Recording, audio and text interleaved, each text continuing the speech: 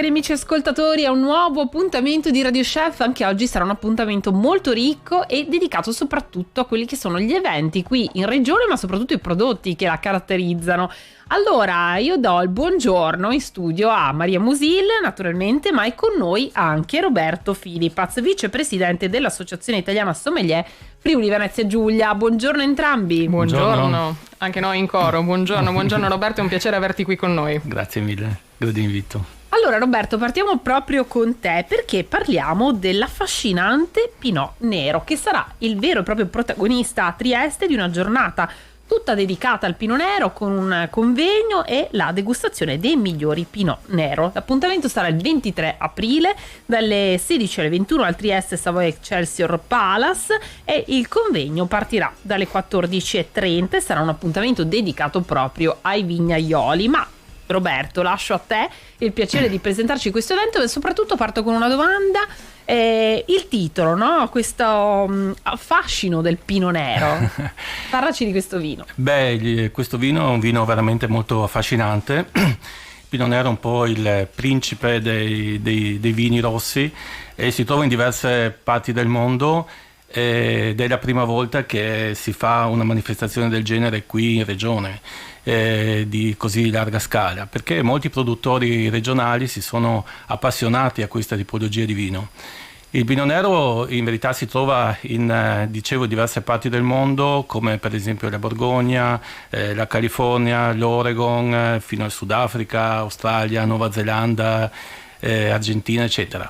E devo dire che è chiamato in Francia l'enfant terrible, cioè il bambino difficile da gestire, eccetera, perché in effetti è molto difficile fare un buon Pinot Nero. Infatti il riuscire a fare un buon Pinot Nero diventa una vera e propria sfida per moltissimi produttori, perché è difficile sia il metodo di coltivazione in vigna, è difficile anche il momento esatto della raccolta ed è difficile anche il dare uno stile aziendale che porti questo vino sostanzialmente a dei livelli molto alti. Forse la zona più importante al mondo, la zona più importante al mondo per il Pinot Nero è senza dubbio la Borgogna. La Borgogna ha una caratteristica sostanzialmente che è in una zona molto grande rispetto al Friuli Venezia Giulia, perché sono circa 30.000 ettari vitati, mentre qui in Friuli Venezia Giulia abbiamo circa 22.000 ettari vitati. In Borgogna troviamo sostanzialmente nelle varie zone 5 tipi di vitigni, che sono sostanzialmente il Pinot Nero, lo Chardonnay, poi c'è un po' di Aligoté, un po' di Gamay e un po' di Sauvignon nella parte alta. Però hanno di fatto questo vino che è il loro vino bandiera, il vino bandiera per i rossi. Qui in Friuli Venezia Giulia invece abbiamo una caratteristica totalmente diversa, in quanto in Friuli Venezia Giulia non abbiamo di fatto un vino bandiera, ma è un territorio che ha la possibilità di sfruttare un sacco di vitigni, sia dei vitigni autoctoni che dei vitigni internazionali, per cui questa è la caratteristica della nostra regione. Allora da un certo punto di vista questo potrebbe apparentemente essere un problema, perché non c'è un vino bandiera qui nella nostra regione come da altre parti del mondo. Invece l'altro lato della medaglia è il fatto che la nostra regione è talmente bella, talmente ricca, che un po' diverse tipologie di viti che mettiamo su danno dei vini veramente eccellenti, per cui questa potrebbe essere una marcia in più della nostra regione, e il Pinot Nero chiaramente è uno di questi che in effetti dà dei risultati anche buoni. Il tema del convegno sarà il futuro del Pinot Nero in Friuli Venezia Giulia. Il futuro è senza dubbio roseo, perché questi produttori amano assolutamente questo tipo di vino, col tempo hanno capito l'importanza delle varie tecniche per fare questo vino buono, e devo dire che nei tanti vitigni autoctoni internazionali che troviamo nella nostra regione questo diventa veramente una vera e propria sfida. questi produttori, che parteciperanno anche sia al convegno che anche alla degustazione con i banchi assaggi, sono veramente molto eccitati di questo evento unico in regione. Direi sicuramente. Volevo anche chiederti, dato che hai citato proprio questa degustazione, a noi piace degustare le cose, in particolare anche i vini come lo fate voi, ci porti a fare una degustazione virtuale un po' del Pinot Nero, tra profumi, sapori e anche sensazione proprio che potremmo avere al palato? Ma i Pinot Neri, come quando lo guardi, il colore del Pinot Nero non è un colore intenso, è leggermente scarico, un rosso un po' scarico, però ha dei sentori incredibili dal punto di vista gustativo. Troviamo molto spesso dei frutti di bosco, dei ribes, delle more, dei lamponi e così via, e poi dipende anche qui le tecniche stilistiche che abbiamo in cantina. Dipende se uno fa solo acciaio, se poi uno fa del legno grande, se uno fa le barrique eccetera in cantina, per cui possono assumere anche dei profumi che noi definiamo secondari e terziari anche un po' diversi, per cui se uno usa del legno come si fa in Borgogna e da altre parti con questo tipo di quando si fa questo tipo di vino, naturalmente vengono fuori anche delle speziature, delle tostature che naturalmente riescono a dare complessità a tutta la parte gusto-olfattiva. E come abbinamenti come ce lo consiglieresti? Parliamo anche ai non adepti così nel settore, che magari si ritrovano davanti a una bottiglia di Pinot Nero che magari hanno anche ricevuto in regalo, quindi un bel regalo che però magari non sappiamo abbinare al meglio. Con cosa lo consigli? Ma io vedo che in Borgogna uno degli abbinamenti più mirati con il Pinot Nero sono le costicine di agnello, per esempio, però con tutta la carne grigliata io credo che vada molto bene, anche con degli stufati. Questo sicuramente va bene, però devo dire che un grandissimo Pinot Nero alla fin fine, anche da solo a fine pasto come meditazione, io credo che sia veramente un qualche cosa che valga assolutamente la pena. Che ci lascia una bella esperienza del piatto. Certo. Questo è il bello anche di assaggiare, degustare e abbinare i nostri vini. So che Barbara sei pronta anche a portarci in un nuovo appuntamento. Io intanto poi farò ancora una domanda al nostro Roberto, dato che ce l'abbiamo qua, lo sfruttiamo al meglio, ma intanto parliamo di un altro protagonista della stagione, no? Sì, tra pochissimo. Intanto io voglio approfittare però per ricordare che si può partecipare a questa degustazione di vini, che potete consultare il sito icefvg.it e acquistare appunto il vostro biglietto per poter degustare i Pinot Neri da tutti i produttori che saranno presenti in questo appuntamento. Passiamo invece agli asparagi, perché saranno loro i veri e propri protagonisti di questa edizione 2023 di Asparagus, la manifestazione che appunto è sostenuta dalla Camera di Commercio Udine, Promotorismo FVG, la Fondazione Friuli, organizzata proprio dal Ducato di Vini Friulani.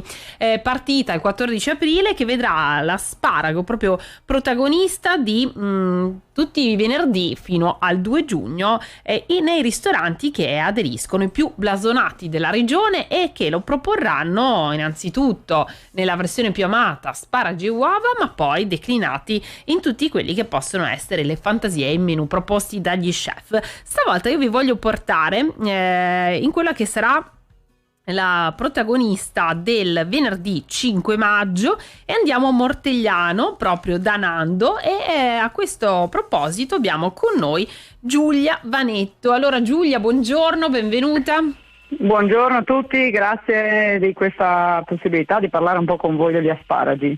Allora sì, Giulia, raccontaci voi come li presenterete gli asparagi in questo Asparagus 2023.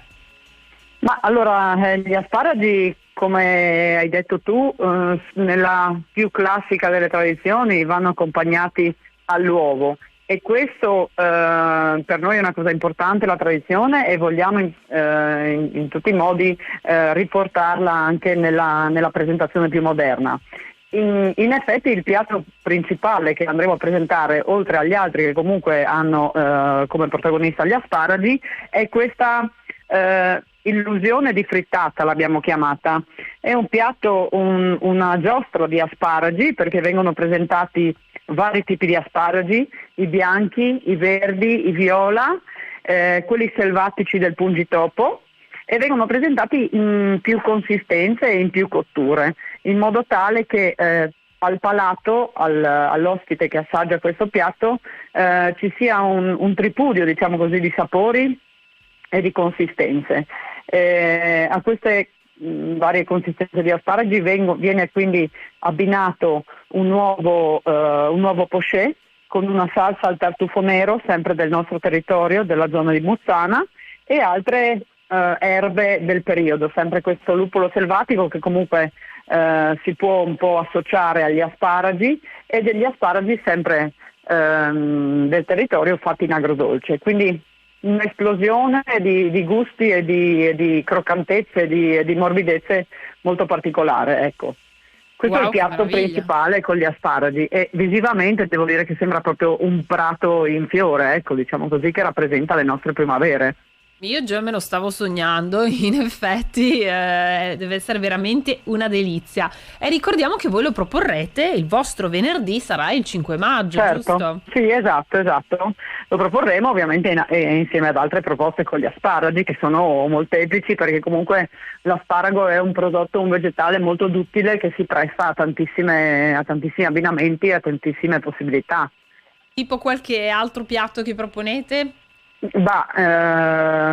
Molto particolare, facciamo adesso anche un raviolo ripieno proprio con questo cremoso di asparago, un raviolo dalla pasta molto sottile abbinato al coniglio, anche questo un prodotto del territorio, e quindi questo raviolo che esplode proprio in bocca grazie alla sottilezza della pasta, abbinato al coniglio e a un'acqua di asparagi proprio ottenuta dal distillare, ecco, se così si può dire, l'asparago. E poi gratinati insieme a qualche secondo, piuttosto che abbinati a una salsa al crème che dà un po' di, sia una parte grassa ma questa piccantezza, diciamo così, al naso particolare, ecco. Bene, quindi insomma tutte le varianti degli asparagi. Noi ti ringraziamo davvero, Giulia, per essere stata con noi, perché so che ti abbiamo sottratto al tuo lavoro per un attimo, ma è stato un'anticipazione gustosa. Esatto. E allora ricordiamo, Giulia, lasciamo a te l'invito ai nostri ascoltatori a venire a trovarti il 5 maggio. Il 5 maggio, ma non solo, perché comunque questi piatti adesso in stagione li troviamo ogni giorno, in qualsiasi momento. Benissimo, allora io saluto Giulia che vi aspetta da Nando, Mortegliano. E buon appetito, perché mi sembra l'ora giusta. Esatto, buon appetito e buon lavoro a tutti voi. Grazie altrettanto, ciao.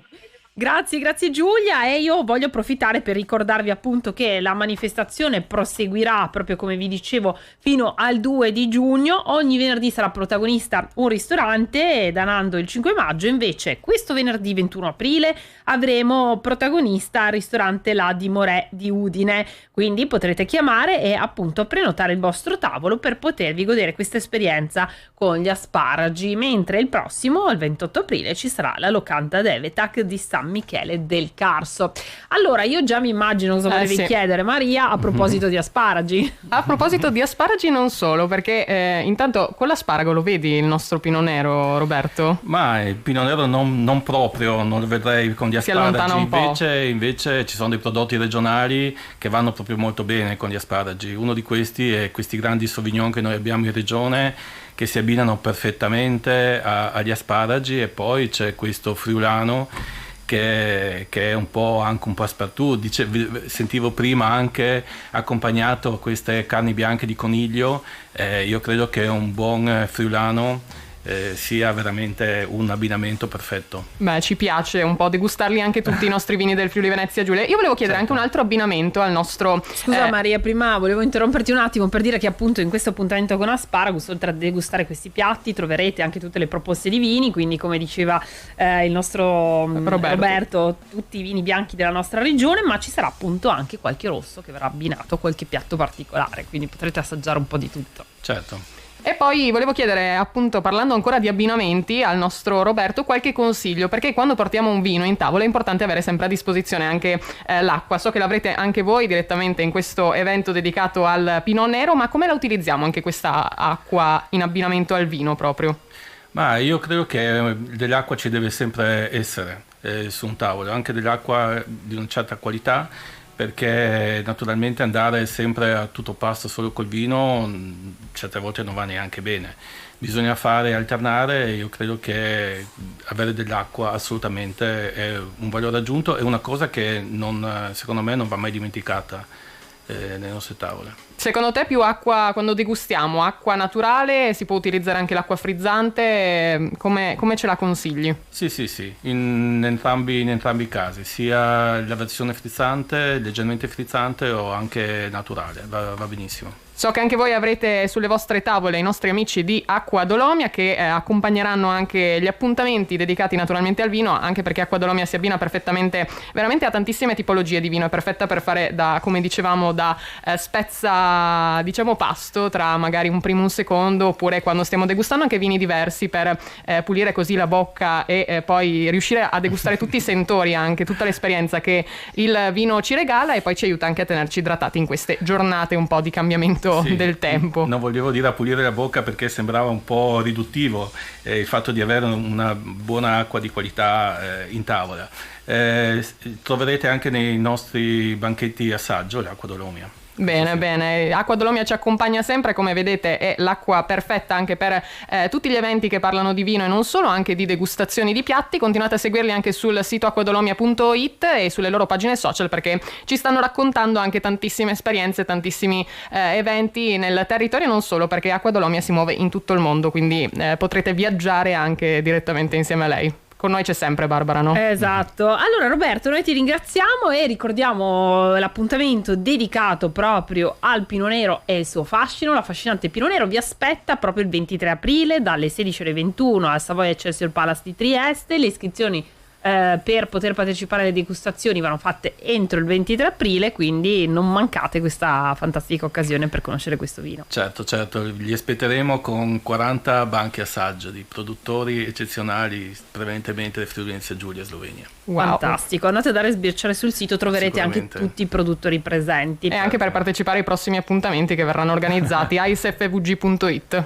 Invece Maria, abbiamo la ricetta di oggi? Ce l'abbiamo, ho voluto fare un po' un mix, è una ricetta molto delicata, ma parliamo ancora di asparagi. Questa volta arrivano da Bassano, sono quelli delicati, bianchi, che accompagnano la ricetta di Giuliana dal Pastro di Cassola in provincia di Vicenza, e lei ci propone un risotto con gli asparagi bianchi. Andrete a passare i vostri asparagi dopo averli ben puliti e asciugati direttamente in padella, tagliati a pezzettini, e nel frattempo preparerete un soffritto con un cipollotto. Sfumate con del vino bianco, aggiungete del riso, lasciate tostare e questo è il momento di salare. Aggiungete comunque brodo all'evenienza e poi a metà cottura andrete ad aggiungere i vostri asparagi lasciando cuocere proprio insieme al risotto. Un piccolo consiglio è quello di creare un brodo insieme proprio ai gambi degli asparagi, che sono quella parte che eliminiamo direttamente dall'asparago, ma che possono essere veramente utili per realizzare insomma l'accompagnamento, quindi riuscirete a dare ancora più sapore direttamente al vostro risotto. A cottura ultimata andrete ad aggiungere a piacere un po' di burro oppure dell'olio per mantecare e del formaggio grattugiato, e il vostro risotto è veloce, perfetto e pronto per essere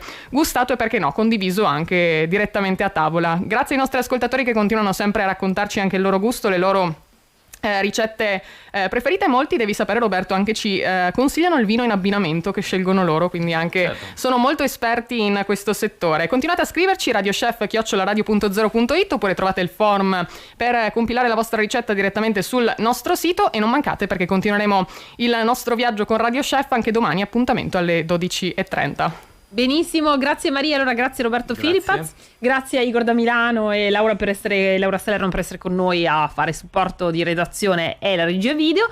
Vi aspettiamo domani, non mancate.